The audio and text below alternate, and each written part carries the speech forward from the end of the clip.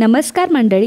गुंजा आणि कबीरचं बोलणं ऐकून मधूला मोठा धक्का बसलेला असतो आणि त्याच गोष्टींचा ती विचार करत असते. मागच्या सर्व गोष्टी तिला आठवत असतात. तिला आठवतं की मृण्मयी कबीरवर का संशय घेत होती, माया कबीरबद्दल असं का बोलत होती. तिला आता तिच्या सगळ्या प्रश्नांची उत्तरं सापडलेली असतात आणि कबीर नेहमी गुंजाची बाजू का घेतो या देखील प्रश्नाचं उत्तर आता तिला समजलेलं असतं. त्याच टेन्शन मध्ये ती असते आणि पायऱ्या चढताना नेमका तिचा पाय सटकतो. तिच्या हातात असलेले तिळाचे लाडू खाली सांडतात आणि ती धक्क्यानेच खाली बसलेली असते. तर आवाज ऐकून कबीर आणि गुंजा तिथे येतात. ते विचारत असतात की आई काय झाले तुला, आई काय झालंय, परंतु ती काही बोलत नसते. दोघंही तिला खुर्चीवर आणून बसवतात. कबीर तिच्यासाठी पाणी घेऊन येतो तर गुंजा मात्र तिच्या ओढणीने तिला हवा घालत असते. परंतु मधू ही गुंजाकडे बघत असते. कबीर विचारतो की आई तू ठीक आहेस ना. तेव्हा मधू म्हणते की कबीर मी ठीक आहे, तू वर जा.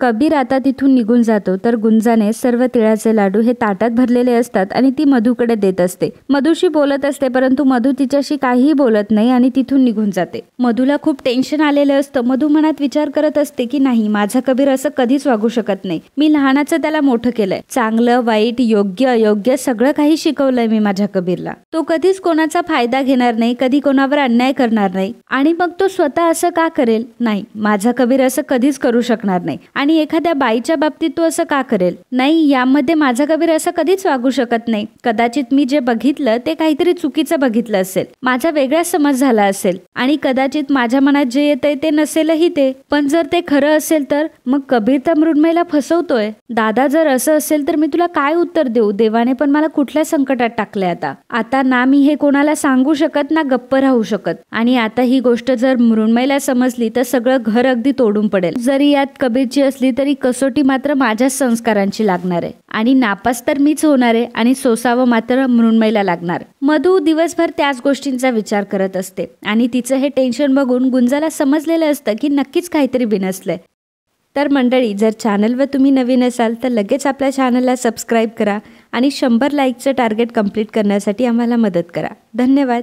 गुंजा तिच्याशी बोलण्याचा प्रयत्न करत असते परंतु मधू तिला तिथून काढून देते. सर्वजण आता टेरेसवरून खाली आलेले असतात आणि मधूचा चेहरा बघून वहिनी मधूला विचारतात की मधू काय झालंय, तुझा बीपी लो झालाय का, तू एवढी टेन्शन मध्ये का आहेस? तेव्हा मधू म्हणते की हो ना, मला थोडा बीपी लो झाल्यासारखं वाटलं माझा. अहो मी लाडू घेऊन येतच होते वर पण अचानक ताट निसटला हातातून आणि मी पडले. वहिनी म्हणतात की अगं मधू काय आहे हे आणि आता बरं वाटते ना तुला? त्यावर मधू म्हणते की हो. कबीर म्हणतो की आई मगाशी मी विचारलं तेव्हा नाही बोललीस, थांब मी डॉक्टरांना बोलून आणतो. तेव्हा मधू म्हणते की नको, काही गरज नाहीये. माया सर्वेशला म्हणते की आता तुमचा हा पोरखेळ संपला असेल तर घरी निघायचं का आपण? मधू म्हणते की दादा पण तुम्ही आलात, मला खूप बरं वाटलं. सर्वेश म्हणतो की नाही नाही, अजून एक गोष्ट राहिलीये. सर्वेश म्हणतो की कबीर जावई बापू जरा पुढे या माझ्या समोर. आणि सर्वेश आता कबीरला एक घड्याळ गिफ्ट करतो. तर मृण्मयी म्हणते की वाव किती छान घड्याळ आहे हे आणि माझ्या आवडीच्या ब्रँडचं आहे. आणि बाबा काय हो, जावयाला सगळं का, मुलीला काहीच नाही का? कविता म्हणते की अरे वा, मज्जा आहे कबीर भाऊजींची.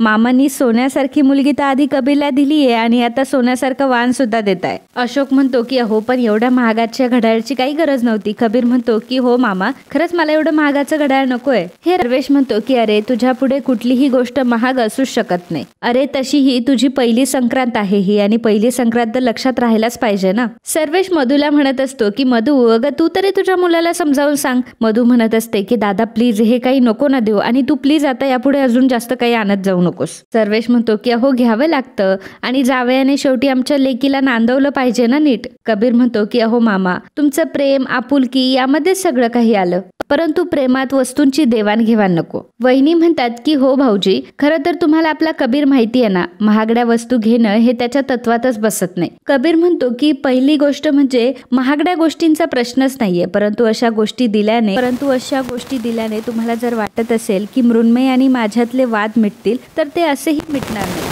आणि जर नुसतं पैशाने प्रेम विकत जर घेता आलं असतं तर जगातली सगळी श्रीमंत माणसं सुखी असती. सर्वेश म्हणत असतो की अरे घे ना, मी तुला एवढं प्रेमाने देतोय. कबीर म्हणत असतो की नाही मामा, हे माझ्या तत्वात अजिबात बसत नाही आणि मृण्मयीमध्ये आणि माझ्यामध्ये जे काही घडलं त्या गोष्टीचा त्रास आम्ही तुम्हाला होऊ देणार नाही, डोंट वरी. आणि मुळात म्हणजे प्रेम हे ह्या अशा गोष्टींवर कधी डिपेंडच नसतं. प्रेमाने साधा एखादा धागा जरी बांधला ना तरी तो पुरेसा असतो. तर मधूला असं वाटतं की कबीर हा गुंजाबद्दल बोलतोय कारण गुंजाने कबीरला नजर धागा बांधलेला असतो आणि ते मधूने बघितलेलं असतं. सर्वेश म्हणत असतो की मला माहिती आहे की तू ऐकणार नाही, नाही, तू खूप तत्वज्ञानी आहेस. खरं तर मीच विचार करायला हवा होता की तुला हे आवडणार नाही, मीच घेऊन यायला नको होतं. आणि मी मगाशीच म्हटलं की तू हिरा आहेस, त्याच्यामुळे तुला ह्या सोन्या चांदीची गरजच काय. सर्वेश आणि कबीर एकमेकांना मिठी मारतात, परंतु मधूच्या मनात मात्र वेगळीच भीती असते. त्यानंतर सर्वेश माया तिथून निघून जातात, परंतु मधू सारखीच विचारात असते आणि गुंजा तिच्याकडे बघत असते. गुंजालाही कळत नाही की आईना नक्की काय झालंय. मधू मनामध्ये विचार करत असते की जर हे सगळं खरं असेल ना, तर दादा तुझ्या हिऱ्यासारख्या मुलीचा माझ्या मुलाने कोळसा केलाय. माझी देवाकडे फक्त एवढीच प्रार्थना आहे की हा सगळा माझा गैरसमज झालेला असू देत, देवा असं काहीच नसू देत. तर इकडे मधू झोपलेली असते. अशोक तिच्यासाठी गोळी घेऊन येतो आणि तिला विचारत असतो की काय ग, पतंग उडवताना तर तू ठीक होतीस, मग अचानक काय झालं तुला. मधू म्हणते की काही नाही हो, तुम्हाला एक प्रश्न विचारू, आपला कबीर कधी चुकू शकतो असं तुम्हाला वाटतं. तर अशोक म्हणतो की नाही, आपला कबीर कधी चुकणार नाही आणि आपला कबीर किती संवेदनशील आहे हे तुला माहितीच आहे. मधू म्हणते की हो, पण आता तो बदललाय, म्हणजे गेल्या काही दिवसापासून त्याच्यामध्ये खूप बदल झालाय, म्हणजे आधीसारखा नाही वागत होतो. तर अशोक म्हणत असतो की प्रत्येक आईला लग्नानंतर असं वाटतं की आपला मुलगा बदललाय. मधू म्हणते की अहो तसं नाही हो. मधू म्हणत असते की अहो पण कबीर आणि गुंजा. तेव्हा अशोक म्हणतो की हो, कबीर आणि गुंजा आता बरे बाबा त्यांचं, नाही तर आधी किती ओरडायचा तिच्यावर, खेकसायचा काय. पण खरंच आता कबीर मध्ये खूप बदल झालाय आणि गुंजाची किती काळजी पण घेतो तो. मधू विचारते की पण यामागे जर वेगळं काही कारण असेल तर. अशोक म्हणतो की म्हणजे काय म्हणायचंय तुला. तर मधू म्हणते की म्हणजे कबीरने गुंजाची काळजी घेण्यामागं काही वेगळं कारण असेल का. अशोक म्हणतो की काय बोलतीयस मधू तू हे, आणि त्या मायाताईंच्या सांगण्यावरून तू आपल्याच मुलावर संशय घेतेयस. असा विचार तरी कसा येतो तुझ्या मनात, आणि तू आज ओळखतेस का आपल्या मुलाला. अगं त्यांचा गैरसमज दूर करायचा, तू त्यांच्याच विचारांना इन्फ्लुएन्स होतीये. त्या मायाताईंना सवयच आहे एवढ्याच एवढं करायची. मला तर भीती एकच वाटते की ही मृण्मयी त्या मायाताईंसारखी वागायला लागली तर काय करायचं. पण मला ही पण खात्री आहे की आपला कबीर तसं होऊ देणार नाही आणि तो तिला व्यवस्थित समजावेल. चल मला भूक लागलीये, आपण जाऊयात जेवायला. तर मधू म्हणते की तुम्ही व्हा पुढे, मी आलेच.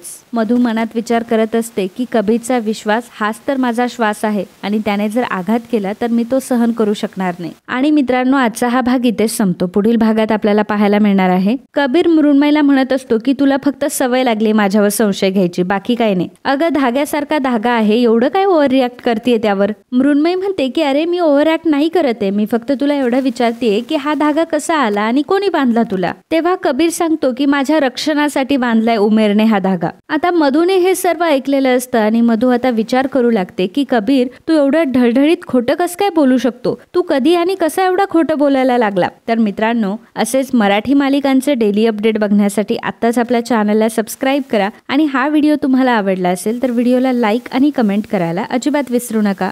असेच मराठी मालिकांचे डेली अपडेट बघण्यासाठी आत्ताच आपल्या चॅनलला सबस्क्राईब करा आणि हा व्हिडिओ तुम्हाला आवडला असेल तर व्हिडिओला लाईक आणि कमेंट करायला अजिबात विसरू नका.